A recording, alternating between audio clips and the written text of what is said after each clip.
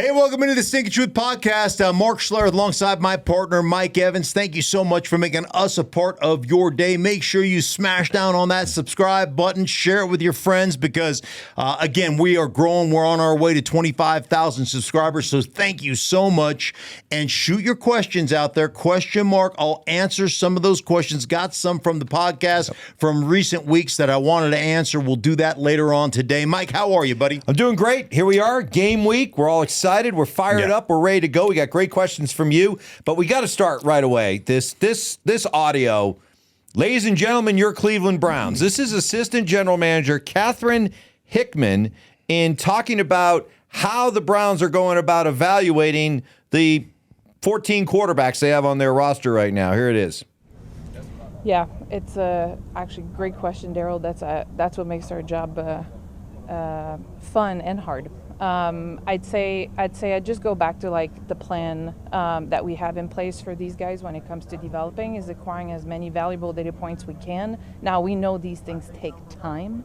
So what is that going to look like at the end of the year? I don't have a crystal ball to tell you, and I don't do well with hypotheticals, but I will say that every opportunity we will have to evaluate them, we will take.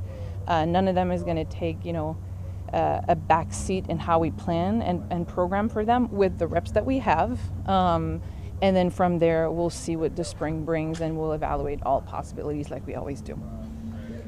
Are we serious about this?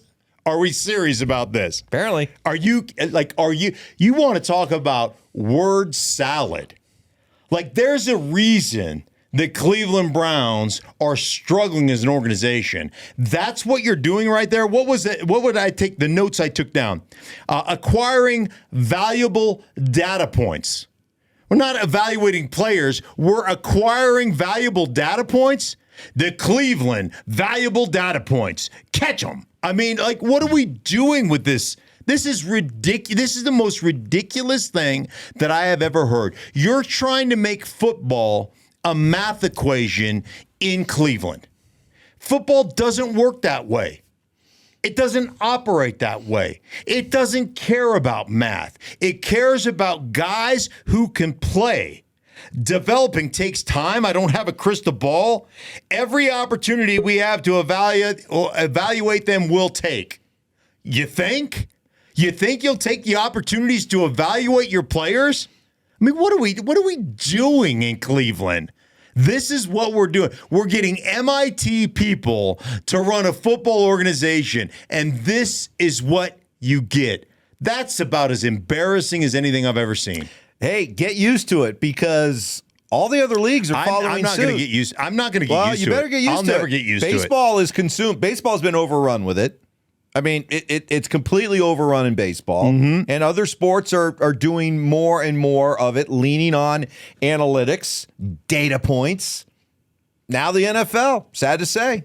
Well, I mean, there's always a place for math. Like, hey, when you're out, pick me up 2 cups of coffee, and I'll add 2 cups of soda, and I'll have 4 things to drink. Right? I mean, there's always going to be some math involved. Like, there's always going to be some things that analytics, will help you out, right? You can look at some things. Now, some of the stuff that infuriates me is like expected points added value, whatever it is, like expected value added, or I don't know what the hell it is, yards per target or some crap like that. But this is exactly why you look at certain organizations and you think to yourself, man, like, you guys will never understand what it is that makes a guy a great player. And it's not about 40 times. It's not about the data. And like, there are places for it. But the bottom line, the good organizations will use it for what it's worth, which is a little. It's got some value.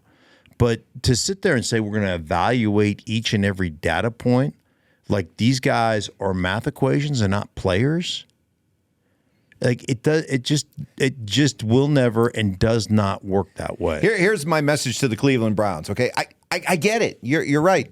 Analytics is part of pro sports. It is. It's not going anywhere. But you have to understand, just because it's a big part of what you do, if you're putting somebody out front and speaking for the organization, and they're speaking like that, you're going to lose people. You just are. The reaction to that is not going to be favorable. It's never going to be favorable. No. If that's the way you're going to spin, and you can't make the analytics front and center. It can be part of what you do. You can't go out and make it front and center like that because you're going to get the reaction that you're getting from Stink. I mean, it's just that whole press conference, and God bless her, because that was embarrassing. Like it's embarrassing. And what it says to you as a football person is you have no idea what you're looking at. Right. That's what it says. You don't understand football. And to equate players on your roster to data points, like, is that how you guys came up with Deshaun Watson? I don't understand how you can take a quote unquote data point and make that a player. It makes zero sense to me. Well, zero. Like I said, ladies and gentlemen, your Cleveland Browns. Yeah. Ladies and gentlemen, you're going to get to see Stink call a game this week. Oh, yeah. Jacksonville hosting Carolina. You're going to be heading down to Jacksonville later on this week. And time now for a new feature here on the podcast, Stink Makes You Smarter. So one of the things I was doing, like you're prepping your storylines, and one of the big storylines out there, obviously, is, Trevor Lawrence. And so it's not just the storyline, it's about backing it up with the film, right? And so what did I do? Well, I texted Liam Coen, the head coach of the Jacksonville Jaguars. Duval. And basically say, hey, listen, man, here's what I'm seeing. This is what I'm thinking. What's going on? And bottom line, what we came to was with Trevor Lawrence is like the footwork was just completely off. Right? It had gotten sloppy for whatever the reason is. And there was a lot of inconsistencies with what he was doing and getting through his progressions. And a lot of it had to do with how his feet operated. So talking to Liam Coen, just talking about Trevor Lawrence, and then watching him on film and seeing how cleaned up some things were. So let's go to the tape right now. Go to the film. In the film room, the Exos Thundercloud. Now you watch right here, Trevor Lawrence communicating with his tight end who's outside the formation. Going to motion him in with a little hand signal, okay? Get in here. We're in a 2x2 formation. So Trevor Lawrence right now, get them in the formation that they want. Now he's recognizing what they're doing defensively. Single high safety in the middle of the field. And this posture of every defender is man-to-man posture. Square hips. They are playing man-to-man. He checks the protection, makes sure things are right there, and now he snaps the ball. Now look at how he's set up. He's completely set up, feet underneath him right now. He's eyeballing the wide side of the field, right? He's got a two-man combination there. Number two is taking an in-cutting route, but he's got outside leverage and bracketed inside leverage. Okay, so he doesn't like that. Now he reads number one in the progression coming off, and that guy has got outside leverage by the DB, and he's got the safety. So he's essentially bracketed. Knowing right now, I don't like that side of the field, climb the pocket, watch the foot energy, and hit what they call a stick China to the tight end on the backside. The third read in your progression, and it happens right now. Boom, boom, boom. Ball straight on the tight end. Perfectly thrown. I want you to watch his feet. The foot energy, but watch how they stay together like a boxer. He climbs the pocket perfectly and throws a strike right between the 8 and the 5. And that's what's different about him being coached by Liam Coen right now than what he was last year. That foot energy is supreme, but he's also on top. It's like we talk about ducks on a pond. On top, they look calm, they look cool, they collected, but their little duck feet are going all over the place underneath the water. You see how quick his feet are? Yeah. And one of the things I was thinking about, the way this relates to just offensive line play. Okay, when you're an offensive lineman, your hands have to be independent contractors. Right? If I got to set you here, pull this hand back because you're swiping at it, reset this hand, right? Striking up, using two hands, using one hand. Like you go take an inside move, bam. Then I want to come back with this hand. Like they're independent contractors. They have to know how to work independently with one another. Your feet work for a union. If I take a step with my right foot, the left foot has to follow. Has to. If it doesn't, you're in deep trouble. You get splayed out, and then you don't have the ability to recover, and you don't have the ability to be triggered and respond. As a quarterback, man, your feet are da-da, da-da, da-da, da-da. They've got to move together in unison. They work for a union. And that's what has to happen. And Liam Coen told me this. He goes, you got to think of it like a boxer. If your feet aren't set, then you're not ready to throw a punch. And you've always got to be ready to throw. And so that's one of the things they have been working tirelessly on is his footwork through progressions. And I compared it to some stuff last year. So I went back and studied some stuff on him last year. And I'm telling you, night and day, the quickness of his feet and where he sets up, the width of his feet at setup, completely different.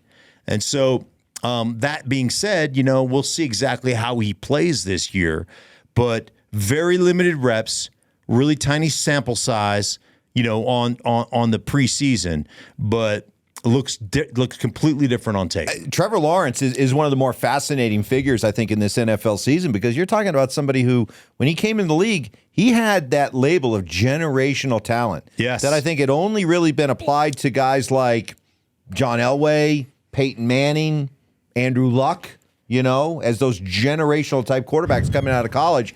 Lawrence was one of them. And let's be honest, to this point, he's been a colossal disappointment. So maybe this is the year that he puts it all together. It's been funny because when I've studied him in the past, and even when I went back and looked at him last year as I was prepping for this game, Mike, there are times where he is so good, on time, on target, and then you're like, wow, that was great. In the very next play, he throws a ball, and I think to myself, are you sure you're right-handed? Like, it is that bad. It was that dramatic.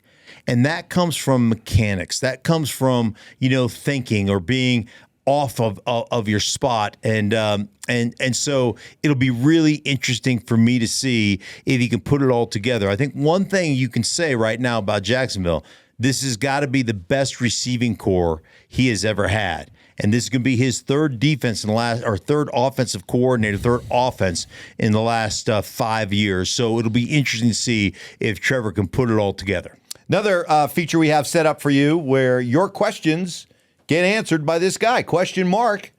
You ready for one? Yeah. All right, here we go. This is from... These come from the podcast, These come from the podcast. Directly off the podcast. Some things that I didn't get answered because normally I try to answer everybody's questions, but go ahead. All right, this is from Lee Everett. Mark, how many big money contracts can a team have before the lack of money for other players starts to negatively affect them? Okay, so I got a lot of this, and I'm going to make this a Dallas Cowboy thing, okay? Because I got a lot of this from Cowboys Nation or I don't know what they're, Cowboys Country, whatever they are. I got a lot of this from whiny, bitchy Cowboy fans, right? And I'm going to tell you guys right now, you got to pull up your thongs and you got to get ready to play some big boy football, okay? Because what ended up happening was I got a lot of Cowboy fans that are like, well, listen, it's a salary cap sport. You can't play Dak and you can't pay CD and Micah. You can't pay everybody. It's a salary cap sport. Jerry did the right thing by moving on from Micah and this, that, and the other. And I'm like, you guys have been duped by the establishment. The salary cap is a lie. Oh, it's there. It is there, but it's not real. It's monopoly money. If you want to keep a guy, you can manipulate the cap. You can go to your players. You can give them bonuses. You can restructure it. It's completely fungible. You can do whatever you want. Here in Denver, people were talking about, oh, you'll never survive the Russell Wilson contract. Oh, my gosh. If we get rid of Russell, we got to keep Russell. Because if we get rid of him, we'll never, ever survive and we'll never be able to build a team. They dump his ass and they go 10-6 or 10-7, whatever it was, and go to the playoffs with a rookie quarterback. Don't buy in to the garbage of salary cap. You can pay anybody you want. Proof in point, You know, when Howie Roseman of the Philadelphia Eagles hears it's a salary cap driven sport, you can't pay all your guys, he says, hold my beer. He's like Randy Marsh from South Park. His balls are in a wheelbarrow and he's wheeling his nuts around right now. A.J. Brown, was he paid? Yeah, he was paid. Hey, Hurts, was he paid? Yeah, he got paid. How about Jordan Mailata, their left tackle? Oh, yeah, he got paid. How about Lane Johnson? Oh, that's right, he got paid. How about Saquon Barkley, who was under contract? Did he get? Oh, they redid it. They didn't have to, but they decided to give him more money. How about, every guy on the roster, for crying out loud? Don't tell me you couldn't pay Micah Parsons. You guys are crazy, because Howie Roseman is doing a masterclass in how to get this done in Philadelphia, and it's why the Philadelphia Eagles are so damn good, because they've built the roster. They've paid their superstars, unlike, they paid them early, unlike Jerry Jones and the Cowboys, who wait till the 11th hour so they can get some news clippings before the first game kicks off. I mean, it is a masterclass in how to do it in Philadelphia, why their roster's so damn good, and why guys want to play there, because Howie Roseman and the organization understands how the salary cap actually works. Praising the Eagles in the process of crushing the Cowboys. Dude, that is savage. Yeah. Savage on your part. Ouch. Dude, I mean, I'm telling you what, Cowboy fans. Ouch. That stings. Cowboy fans, pull up your pumps and hike up your thong and let's go, because you guys are softer than butter. Here's one from Derek Vihill, 3921. Mark, can you explain the difference between a 3-4 defense and a 4-3 defense, and what is simulated pressure? Ooh, this is inside football. Here we go. All right, so 4-3 defense, its simplest form, the 4-3 defense is 4 defensive linemen and 3 linebackers at base. The exact opposite is true for a 3-4 defense, 3 defensive linemen and 4 linebackers. Many people now play this hybrid 3-4. It's really a 4 and 5 man front is really what they're operating under. And so, anyhow, I would just tell you that anytime you get a true 3-4 defense, so there's always a guard bubbled. You have a nose guard head up over the center, and then both guards are bubbled, meaning nobody's on those guys. Linebackers off the ball. And then 4 technique defensive ends, which are head up on the offensive tackles, and then outside linebackers. And the issue you get into is a protection issue, because now all of a sudden you've got to decide, how are we going to take both of those guys with our guard, right? One guy, you can only block one of them. So you got to dual read that from 1 to 2. Well, a lot of teams like the Denver Broncos, when I play, we don't like to dual read, right? We don't like to kick out and do that. So we'd rather slide that. So now all of a sudden the back has to get involved in the protection. So when we played like the AFC Championship game, we played the Steelers. Most of the time what we did was we played them in nickel, meaning we bring in 3 wide receivers and make them get into an even front. So what happens in nickel and 4 down, like 4-2 nickel, is now all of a sudden your defensive end becomes defensive tackles and your outside linebackers become the defensive ends. And now it stabilizes protection and you don't have a lot of those kind of quote unquote bastard looks. So that's it. There's some technicality there, but really it's just a 4 down front versus a 3 down front. And a 3 down front gives you a little bit more versatility in what you can do, because those defensive outside linebackers are also rush players. So edge players, they can play D end outside linebackers. So it gives you a little bit more versatility. It's kind of harder for me as an offensive lineman. It's harder to designate what we're going to do and how we're going to handle that. So it takes a little bit more vocalization of what's going on and how you want to get that done. A simulated pressure is really when you're just bringing 4 guys, but you show a blitz look. So oftentimes, and sometimes you can bring, you can walk up a linebacker and walk up a DB, and then you can bring the DB, drop the linebacker, right, and drop one of your defensive linemen. So you're still only rushing 4, but initially it looks like a blitz. So that's a simulated pressure playing 7-man zone behind what looks like a blitz look, but you're only bringing 4. I don't know which 4 are coming. Right. Sometimes it's a different one. Now, a zone dog is different, because a zone dog is you're bringing 5, right? but you're still playing zone behind it. So one of the guys that comes obviously vacates the zone. So if you got a curl player, for instance, that's blitzing, now all of a sudden your hook has to play hook curl and your flat defender has to be over there. So you're losing one area in the zone, which opens something up for the quarterback and the offense. But that's kind of that's technical football stuff, but I think you kind of get a little bit of a picture of what that is. All right, hope that helps. One more for question mark. Probably not, but No. Did you understand? I know you didn't understand it. I've been doing football talk with you for 9 or 10 years, and you still don't know shit about the game. It just bothers me. It's before I die, I really want you to understand football, and you just have not really suckled at the teat of your. Why are you treating me like a cowboy your mentor? Fan? Why are you treating me like of your mentor? You need to suckle at the teat of your mentor. You need to get some football milk in you. Jeez. Okay. All right. Double Star 92 asks, Mark, after the Micah Parsons trade, I think the pressure on Jordan Love is paramount. Championship or bust? Is that where the standards are now for the Packers? I gotta tell you, like, for me, watching this all go down, I had the Packers number 2 in that division. And now you see this trade and how good they were defensively last year, and you pick up one of the premier players in football. And I got to tell you, Mike.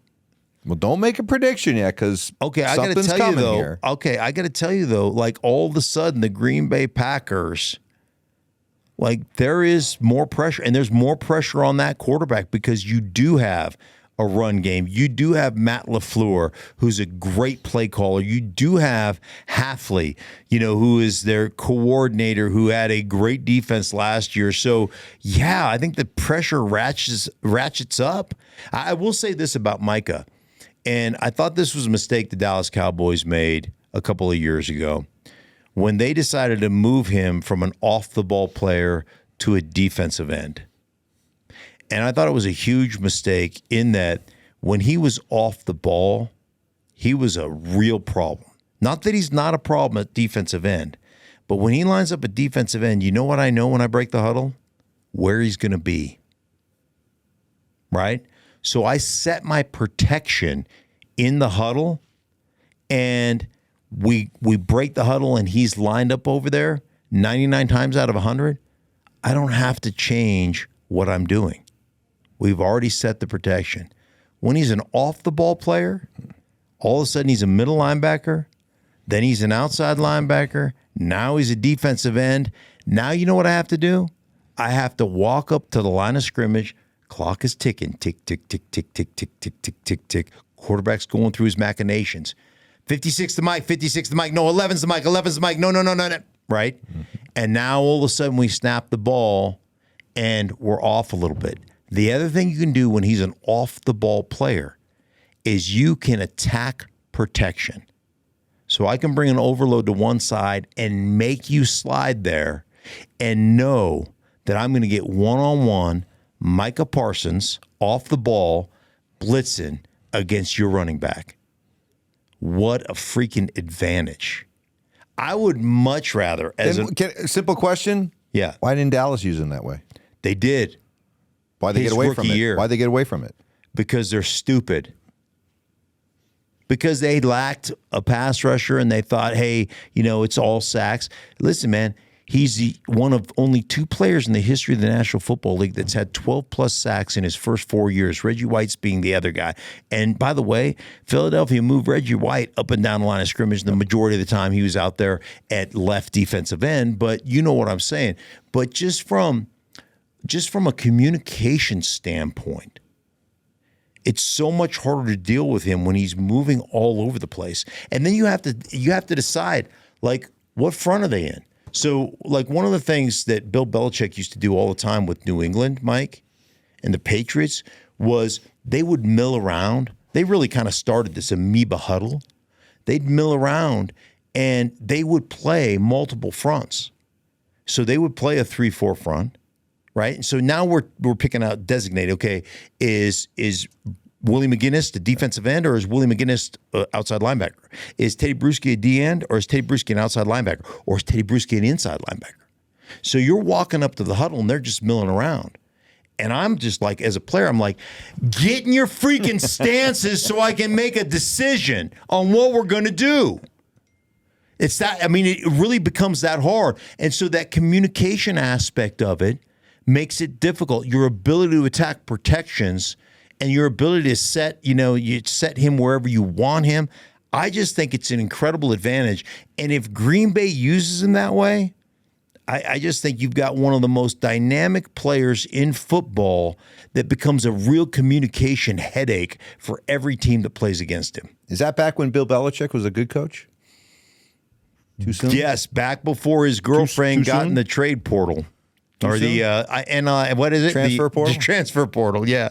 I saw that little joke on By the way, when Reggie social White would move around and he'd be lined up over you, what was Mark Schlereth's reaction when that happened? No shit. I put him on his back once. Did in a you? run block, yeah. Bet you didn't take too kindly to that. No, Reggie's the minister of defense, Yeah. man. Good block, young man. And that's when you said, thank you, Mr. White. Don't hold it against me. Yeah, right. All right, speaking of, let's do this. Let's have a little fun, right? We're getting All right. ready. This is the season. Games are ready to start. Let's do some predictions. People Okay. love hearing. We'll do our money maker picks on Friday. Right. But let's pick some division winners. Sure. And then when it's all said and done, maybe you can pick some wild cards, okay? Okay, great. All right, we were just talking about the NFC South. North. Do you think that Green Bay has enough to overtake Detroit in that division? Notice I'm discounting Minnesota. Sorry, J.J. McCarthy, you're not going to win the division. I'm with you on that. I think with the changeover on the offensive coordinator, like the thing about offensive, like having that continuity and that rhythm, Mike, is there is just such a calming effect knowing that you and your play caller as a quarterback, as an offense, are on the same page. Like there were times when I played when we would be in a certain situation, and I know beyond a shadow of a doubt, one of these 2 or 3 plays is coming in. And when you are so in rhythm and sync as a play caller and a quarterback, I just think that that's a powerful position to be in. And all of a sudden you've lost your OC and your DC. I think that makes them a little bit vulnerable. I still think Detroit's good. But I am going to say yes. I think this puts the Green Bay Packers in the driver's seat. And, it comes down to, like, if they don't win the division, it's going to be because Jordan Love didn't play at the level he's shown he can play at for long stretches. There have been those inconsistencies, but for long stretches, he's played at an incredible level. He's got to play that way all season long. All right, so Mark's going with the Packers to win the NFC North. NFC East, still Philadelphia by a wide margin. Does Washington, after a 12-win season, do they slide back a little bit? Yeah. Well, it's certainly not going to be the Cowboys. Yeah, I think we've established that. Or the very Giants. clearly on Although this I think the podcast. Giants are going to be better than people are going to give them credit for. Okay. But You like their defense. I love their defense. Yeah. Their defense is beastly. I'm going to go. Obviously, I think Washington will slide back. It's hard. I mean, they completed. They converted 20 of 23 fourth down attempts last year. And they won a bunch of one-score games. At some point, like the law of averages is going to come back to you a little bit. I love what they did. I love Laramie Tunsil. I think that's a huge pick, one of the biggest pickups of the offseason. But I still think Philadelphia, I think they're the best roster, and I think they're the best team in football. NFC West, you've got Seattle, new quarterback. Minnesota, you got the Rams with Matthew Stafford, some back issues that have people concerned. Speaking of injuries, that's all San Francisco's dealt with the last few years. Arizona, make or break year for Kyler Murray. It seems like an intriguing year in the NFC West. Yeah, you know what? I mean, depending on if Matthew Stafford's back is healthy, I think the Rams are the best in that division. I think they win that thing. If my ringer is on here, apparently. Right. The occasional ding. Yeah, occasional ding doesn't hurt anybody. But that's Exos Thundercloud going. Exos Thundercloud. Excellent breakdown. if Matthew Stafford's back is good, I think they're going to be. I think they win that division. I think San Francisco is right there. I love some of their young players. I think they're going to be good. So, like, I'll take the Rams. I just assume that Matthew Stafford's going to be okay, and I'll take the Rams. All right, NFC South, otherwise known as the Schlereth division, because nobody knows the South, and we'll do more. There's only one team in the South, the Tampa Bay Buccaneers, right? We move on. Really? So no, nothing. Atlanta? No. No. The Saints? Saints? No. Fighting for Carolina? the first overall No. pick. Okay. Carolina? I would think Atlanta, right? Is Atlanta the only possibility? No. Well, what is Michael Penix going to be? I don't know. And it's Atlanta. I don't have a. We'll see. But the class of that division, clearly with Baker Mayfield, Bucky Irvin, the way they ran the ball last year. Now they do change coordinators again, 3 straight years, right? Yep. From Boy, Baker's had to go through a lot, hasn't he? dude, I tell you what, whoever their new coordinator is, I don't even know who it is, but he's going to be a head coach. That's Apparently, true. right? Good point. You got Dave Canales, offensive coordinator 1 year, head coach of the Carolina Panthers. Liam Coen, offensive coordinator 1 year, head coach of the Jacksonville Jaguars. Hey, whatever, Buster McThunderstruck, offensive coordinator of the Tampa Bay Buccaneers, head coach next year. Baker Mayfield, rainmaker, coach maker. How about that? Baker went from just getting fired everywhere to making coaches. There you go. Congratulations. Let's go over to the AFC East, right? I mean, it's Buffalo. Do we just move on? It is Buffalo, but I will say, man, I watched a little Patriots film. I think the Patriots might sneak up on, Mike Vrabel is going to be hard-nosed. They're going to run the ball. They're going to control the line of scrimmage, both lines of scrimmage, offensively and defensively. I think their over-under is 8.5. I'm going to take the over. Which puts them right in the wild card mix. Right, because, Yeah. obviously, you're going to beat the Jets twice. They're the Jets, right? You're not buying the Aaron Glenn, reducing the chaos, maybe Aaron Glenn can reduce the chaos all he wants. You know what? The owner is going to come in there and make it chaotic. Oh, boy. That's what he does. He can't help himself. You're saying Woody Johnson is the Jerry Jones of the AFC? Woody Johnson that's a problem. Okay. Let's see. The other division that should, I guess, be easy, AFC South, Houston all the way? No, I'm taking Jacksonville. Jacksonville. Okay. Yeah. I just don't know. I don't. That's got to be more. There's something in Houston that you think is lacking. Defensively, I think they're awesome. Will Anderson, I was watching him in preseason, and that dude is a one-man wrecking crew. They just haven't been last year. They weren't consistent on the offensive side of the ball. They changed offensive coordinators. And it's more about Jacksonville. I think defensively, the Luakon and Hines Allen and Trayvon Walker and they have got some legitimate big time defensive players. And I think Liam Coen in that offense, I think Trevor Lawrence, you're going to see him really excel. I think he's got the best receiving core he's ever had.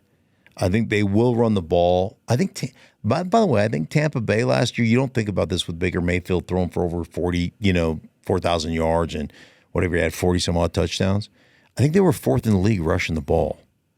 They ran the snot out of the ball. And I just think you're going to see some quick game. You're going to see an evolution of Trevor Lawrence playing well. All right, folks, I think you just heard it here first. I've heard nobody pick Jacksonville to win the AFC South. So there you go, Mark Schlereth. AFC North. Baltimore. I think they represent the AFC. Health, obviously, but I think they represent the AFC in the Super Bowl. I think they get over the hump. Why Baltimore over Buffalo? What does it come down to? For me, it comes down to lines of scrimmage and just style with which they play. They just bludgeon teams, them. And I really think they've lost in the playoffs. It's been more of departure from what you are come playoff time. And there's value in knowing what you can do and what you don't do. And hopefully that valuable lesson's been learned.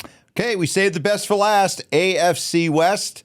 The feeling here in Colorado is the Broncos are a team on the rise, and maybe the Chiefs are a team that's ready to come back to the pack a little bit, and either the Broncos or the Chargers are ready to take advantage and win the AFC West. You ready to call it? Listen, I thought a month or two ago it was going to be the Chargers ready to take over the. Then they lost Slater, their left tackle. That scares me a little bit. I think the Broncos are really, really good. Offensively, I don't know that they're ready to overtake Kansas City yet. If Kansas City slides back significantly, they lose 2 more games, they still win 13. Like, it's going to be a tight race. Let me just say that. If I was putting money on this right now, I'd pick Kansas City to win the division. Yeah, there is that sense of until it actually happens. Right. You gotta be skeptical. I sincerely hope that they lose every game. Yes, I know. You're hoping for I hope they 17. lose every game. But you still have Andy Reid, who's one of the best coaches in the history of the National Football League. You have Patrick Mahomes, who's one of the best quarterbacks in the history of the National Football League. And you got Spags, who's one of the best defensive coordinators in the history of the National Football League. Like, will they come back a little bit? From my lips to God's ears, I hope so. And I believe they will. But you still got to dethrone the champs. Yep. Got to knock them out. Yeah. All right. All right, so there you go. They're your division winners. All right. Did you have you same with me? What about your division winners? I'm not ready to discount Detroit yet. So I'd still go with Detroit. Uh-huh. I think the 49ers, it's all about health. I think if they're healthy, I'll take San Francisco. Other than that, I pretty much agree with you. All right. All right. Okay, sounds good. And we'll do our Moneymaker picks. Moneymaker picks on Coming up Friday. later in the week. That's right. Also joining the San Francisco 49ers to do a joint podcast with them here on the Stinkin' Truth. So lots of stuff coming down the pike. We thank you so much for making us a part of your day. We appreciate you guys, and we'll be back with you on Friday.